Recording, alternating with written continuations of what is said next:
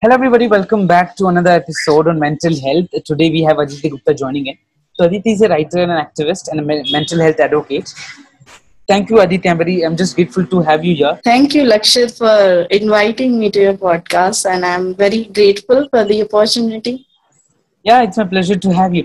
So, yeah, today's topic is going to be how to stay calm during tough situations. First, better getting in. First, getting into the topic would be speaking. Aditi, the first question to you is if you can speak about yourself and what you do. That would be great. Yeah, there's a lot about myself, but you previously read my journey with living with a chronic pain disorder and a mental health disorder. So I'd really like to mention that because it has been a very, very important part of my life and it has made me who I am today. The things that I'm interested in, the work that I do, it all came to be because of my struggle with the disease. So I was 19 when I got my first pain attack, suffered from it actually. Uh, I was in second year of my college when it happened. And I was a topper at my college. I was a topper in my school. I had scored, I remember, 95% in CBSE board 12th class.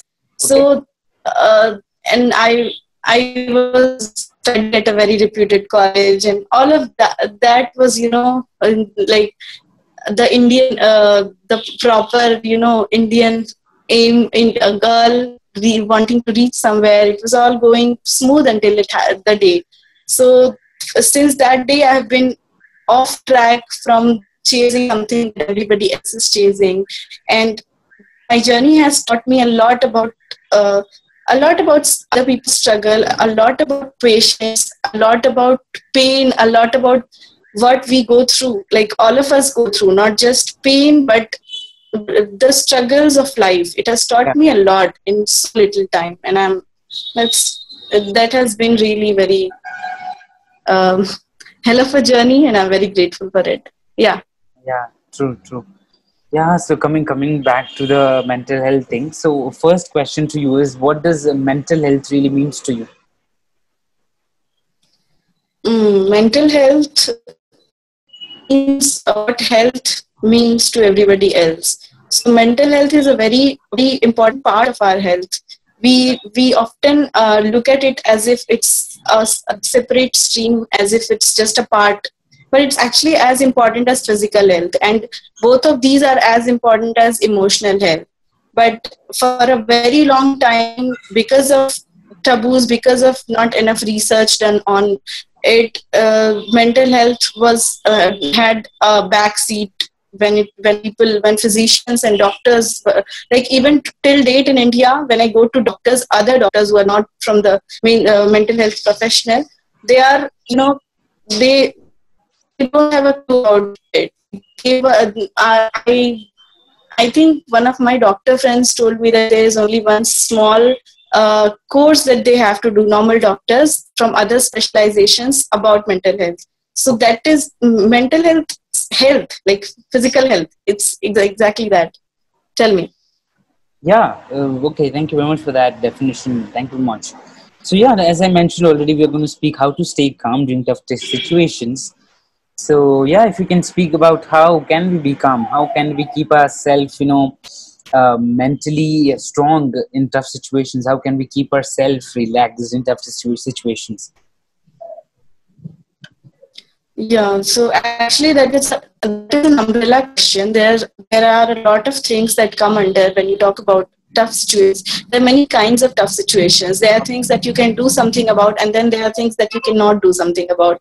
So it is very important to first sit with the thought, sit with it, and really think about it. Categorize it into what kind of problem it is that you're talking about, and what part of it can you do something about, and what are the other parts that you can actually not, you don't have a hand over. So when you do that, uh, and I advise you do it on paper so that you be aware of the points that you are gonna do something about. Yeah. And then perhaps that's the first step towards knowing, understanding the situation. Keep on asking if I am diverting from it. Yeah, sure. So how, like, what, we as humans, we are in a very tough situation right now, and I'm pretty much sure you can give us more, like, Hmm. from anybody else, you can give us more of thoughts and insights to how to be calm in tough situations. What are your thoughts? How, what things can we do? How can we, be occupied in this times of, being ourselves? You're talking about coronavirus, COVID-19, the trauma caused by it, the anxiety Yeah, around it. yeah, Is yeah, it? yeah, Okay. So because you keep saying tough situations, so it's important that we talk about an issue, because tough situation again is a very, very generalized term. yeah, So when it comes to what we collectively are going through because of this pandemic, you, me, and all the people in the world, it's scientists are calling it collective trauma. So it is extremely difficult. I don't think I have to mention that it is extremely difficult when everything is locked down. And so many of us are locked down inside homes with abusers, abusive family members, abusive husband, and women and children are at risk, a lot of risk. So, and even when you talk about other people who are not stuck with abusers, there is like we are so accustomed to a life where we are running behind mirrors, where we don't have really to sit with our thoughts. So they say, I entered into a cafe and there was a man sitting just drinking coffee. So it is so bizarre because we don't get time to really sit with a coffee and just enjoy life. So now that we have a lot of that time to enjoy, we don't know what to do about it. Nobody talked about it until now. Nobody talked about the importance of just sitting and being who you are, just sitting with your thoughts. yeah, So in many ways, it is a very it is a boon for many of us. But then when I say many of us, I'm also aware about the of the 95% people who are out there, who are daily wage earners, who don't know where their next meal is going to come from, or where they are, the people who are affected by flood, Amphan and Assam floods, people who are farmers. So they don't have this, the privilege as we do. So, and it is very unfortunate because then the government is not doing anything about it. And actually most of our anxiety is coming from the fact that our phones are bombarded with all kinds of news, people killing themselves, and people are dying out of starvation and hunger. And it's actually anxiety because we know that we can't do anything about it. We yeah, can hardly pay for some meals for some people, but there are crores, millions out there for whom we can't do anything about. yeah, So it's actually, again, I'll only remind you to remind yourself, and I have to remind myself a lot of times too, that what is it that I can actually do about the situation. And then you're filtering the things that I can actually do about, and then leaving the rest in peace. So that actually narrows down our worries, narrows down things that the number of things that worry us all day. Yeah. yeah. And what kind of activities can we do ourselves? How can we keep ourselves occupied so these thoughts don't come and we can be calm by ourselves? Yeah, actually, in the beginning of April, I think, or March mid, I live in Bangalore too. So when I left Bangalore around 16th March, I did a blog on it. So it's a very good question actually, because most people, like I said, we had a plan earlier. We had a Yeah, routine. We are going yeah, to college or we are going to office, but now we lack all of that, and there's a lot of question mark. There is a lot of time we don't know what to do about it. So there are actually a number of things that you can do depending upon your interest. So you can cook, like you see so many people are learning to cook, so many yeah, celebrities are putting videos out there of cooking. You yeah, can cook, you can indulge in any hobby, gardening, cooking. You can talk with people, important people in your life. You can teach yourself new courses. You can there are many online platforms from where you can take courses, Coursera, edX. You can listen to podcasts that really mean about the topics that really mean a lot to you. yeah, Like, for example, me, I'm very interested in psychology and philosophy. I keep listening to so many podcasts.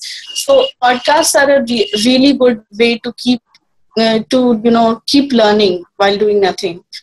And there are books. So nothing out there can match up to what books mean to anyone. Books are a real boon. So starting from posts, blogs to short stories to short novella, and then moving on to fiction stories and then non-fiction, you can actually work your way upwards from there. So reading books, these are the things that you can do. And then also you can see when I say you need to read books, and when you can listen to podcasts, you can cook, this mustn't be a kind of burden to you, because anxiety and all of the other symptoms, that anxiety, fear, palpitations, fear about future, all of that are very real.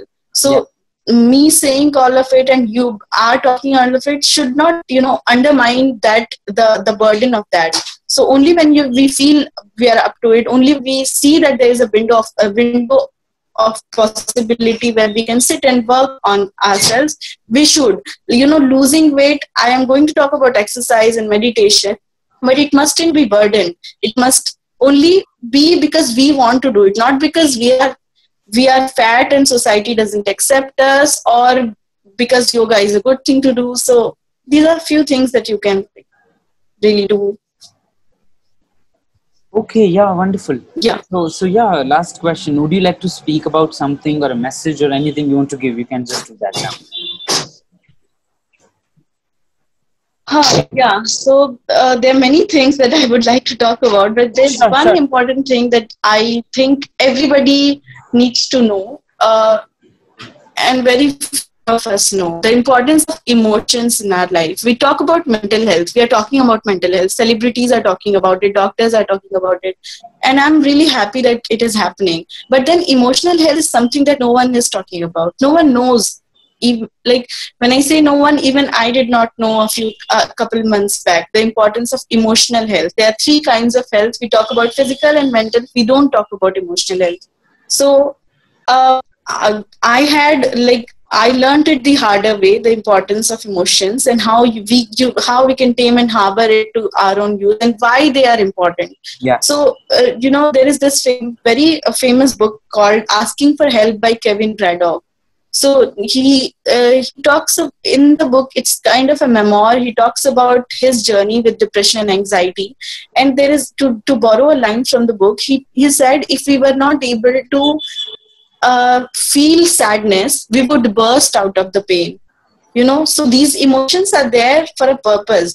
When we are feeling fear or anger or sadness or excitement, all of them are there. Our body functions, and they are there to make you to help you make informed decisions about the situation. So earlier, now when you are talking about how to stay calm in a tough situation, staying calm mustn't be the goal. The goal must be to feel what you are feeling. Like when you're feeling anxious or fearful or angry or sad, you're feeling it for a reason. So you sit with it, you try to listen to the wisdom of your body, what your body is trying to tell you.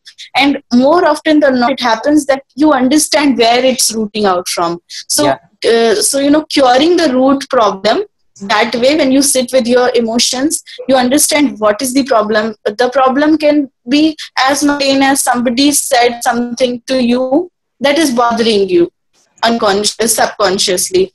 So all of that, so it gives, all these emotions give way to solving problems on the outside. So this false toxic positivity notion that is endorsed by self-help books, that you can do whatever you want in life and you can reach wherever you want to if only you just want. All of these are, I call it toxic positivity because they are toxic. Because there is one book that I wish everybody read. It's called Outliers by Malcolm Gladwell. Okay.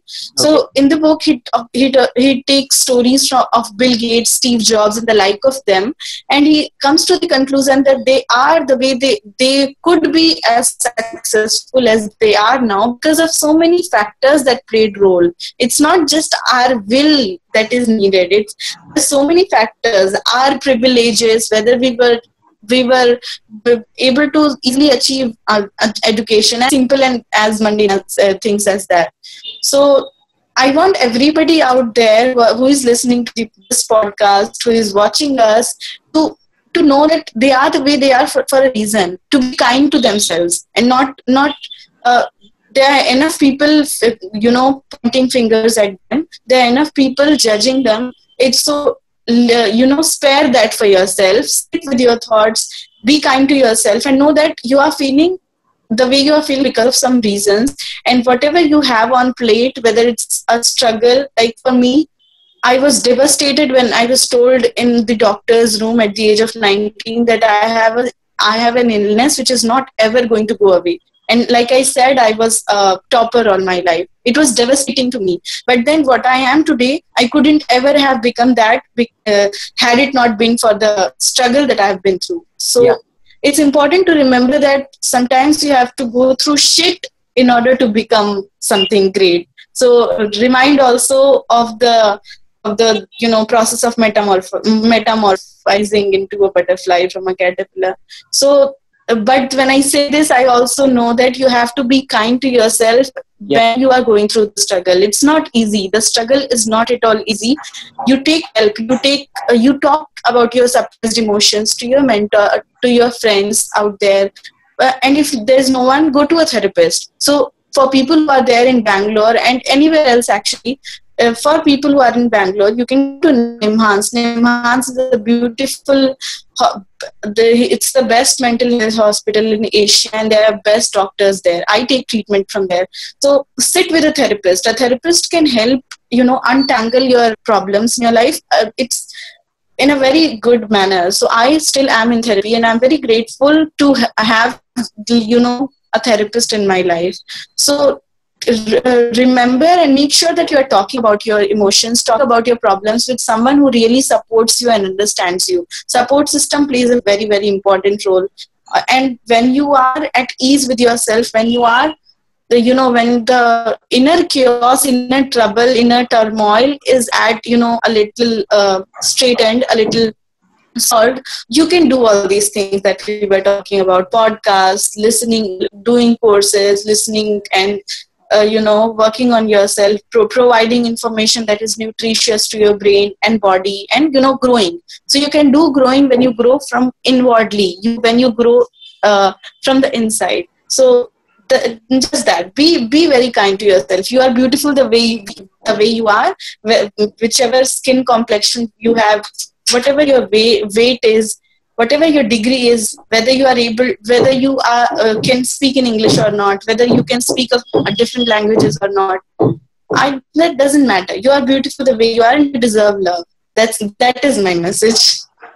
Yeah, thank you very much. Thank you. That was great and intense and a lot of things you conveyed a message. Thank you very much for being here. It was wonderful, great. I'm very grateful that you joined us. Thank you very much. Thank you.